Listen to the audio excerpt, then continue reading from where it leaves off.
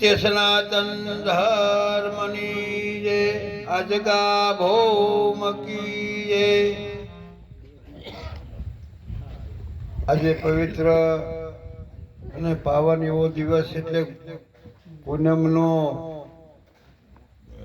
ભાડુકા મંડળ તરફથી ઉજવવામાં આવી ભાડુકા મંડળ તરફથી ભજન અને ભોજનનો આજે લાભ લઈ રહ્યા છીએ। એ ભાડુકા મંડળ તરફથી પૂનમ તો મહિને મહિને આવે છે। આમ તો આપણને ખબર છે એકમથી ચાલુ થાય અને પૂનમી ચંદ્રમાં પૂર્ણ થાય। સવારામ બાપાની વાણી છે પણ એ તરફ તો ન જવું, સમય ઓછો છે, પણ જેને સદગુરુનું જ્ઞાન માં જેને પૂર્ણતા આવી ગઈ હોય એને પૂનમ ગાણા તો અમે નાના હતા ત્યારે ગાતા ખરેખર।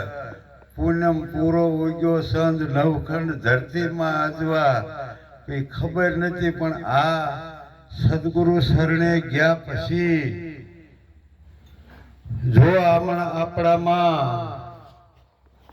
પૂર્ણ પ્રકાશ થઈ ગયો હોય તો બરોબર નકે કાંઈ આવા ભજન સત્સંગ હોય ત્યાં જિજ્ઞાસાથી લગ્નથી પહેલા તો સાંભળવું પડે, પછી એનું મનન કરવું પડે,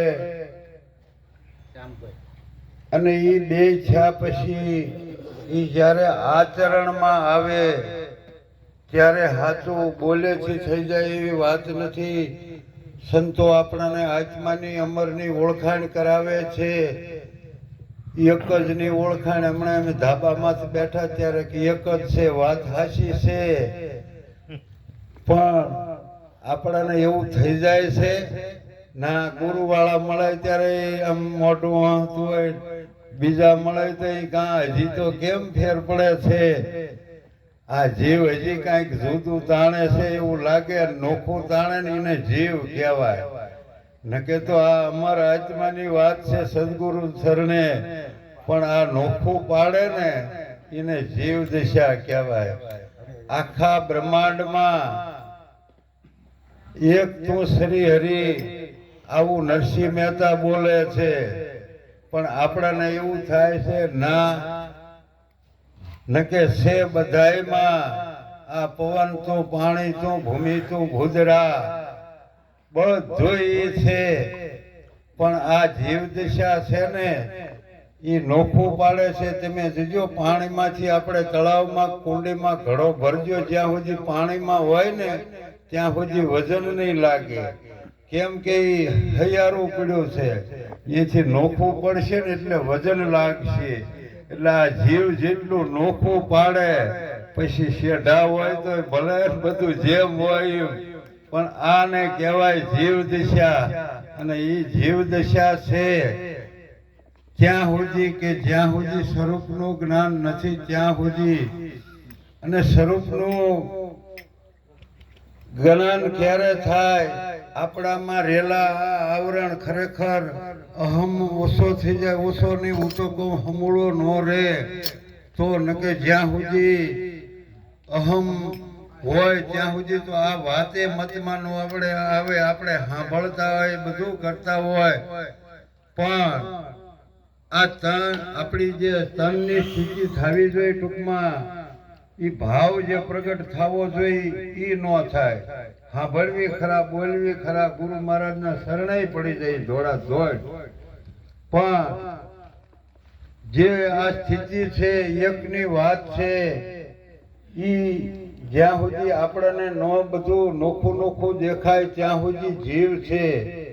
ભક્તિ ભક્તિ તો આખું જગત કરે છે।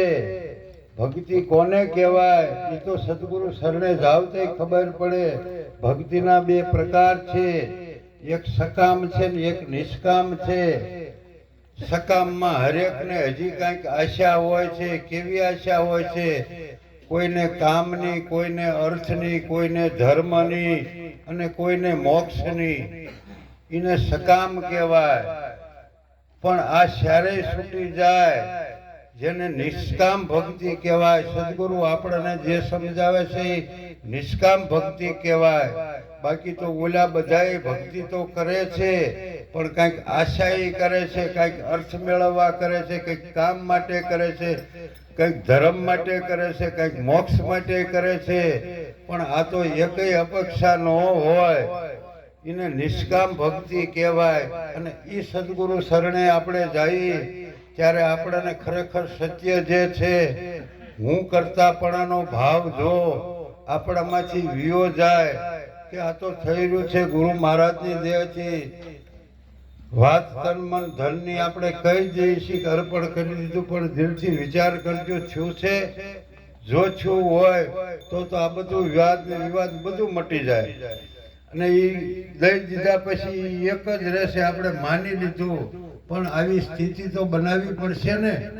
રેણી વિના રામ રીજે નહીં. વાતું તો આપણે ખરેખર ગુરુ મહારાજે આપણે કીધું ને હા પાડી દીધી, પણ હવે કાંઈ કરવાનું રહે એ આપણે કરવાનું હોય છે. સદગુરુ તો શાન બતાવે. શાનમાં શાન મારા ગુરુની કહું પાનબાઈ, જેથી ઉભરે આનંદના ઓઘ એમ કીધું. તો આપણે એવું થાય છે ને, નકે ક્યારેક કોઈક જય નથી બોલતા, મને એવું થાય તો ઉભરા તો હજી આગાર્યા. પણ ખરેખર આવા સંતો ભક્તો સંતોનો આપણાને શરણું મળ્યું છે તો આ જીવન એક અમૂલ્ય અવસર છે. અને મોક્ષ તો આપણે તો મોક્ષ કોને ખરેખર જોઈએ છે? સદગુરુ શરણે જ્યાં પછી થઈ જ ગયું છે. બાકી તો બધાને એમ થાય કે પછી મોક્ષ વિયા ગયા પછી મળશે. અરે એ તો પછી કોને ભાળ્યો છે? આરે જગતમાં અનેક નર જીવતા મોક્ષપદ પાયા, મુવા પછી નર મુક્તિ માગે, આને મૂર્ખ કેવા કે ડાયા. આ તો ઉઘાડી આંખે સદગુરુ શરણે આપણને એકત્વની ઓળખાણ કરાવી દે છે. એથી બીજું કયું મોક્ષ જોઈએ છે કે આખા જગતમાં તું એક જ છો, બીજું કોઈ છે નહીં. પણ આ બોલવું અને બની જવું મને જમીન આસમાનમાં નો ફેર લાગે છે.